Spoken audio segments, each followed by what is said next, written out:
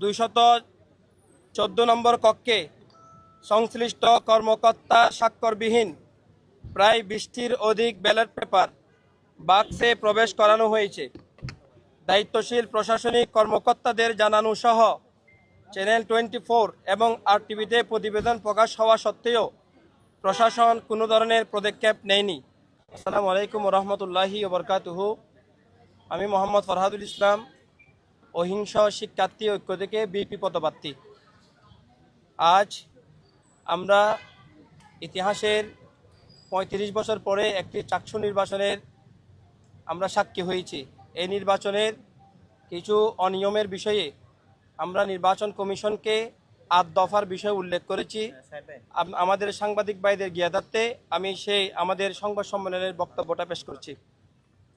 প্রিয় সাংবাদিকবৃন্দ, আপনাদের প্রতি সংগ্রামী সালাম এবং শ্রদ্ধা জ্ঞাপন করছি। দীর্ঘদিনের আকাঙ্ক্ষিত চাকসু নির্বাচনের আয়োজনের পর আমরা মনে করেছিলাম বিশ্ববিদ্যালয় কেন্দ্রিক ছাত্র রাজনীতি চর্চায় ভিন্নতা আসবে, গুণগত মান পরিবর্তন হবে, জুলাই বিপ্লবের চেতনা ধারণ করে সবার মাঝে বৈষম্যহীন মানসিকতা সৃষ্টি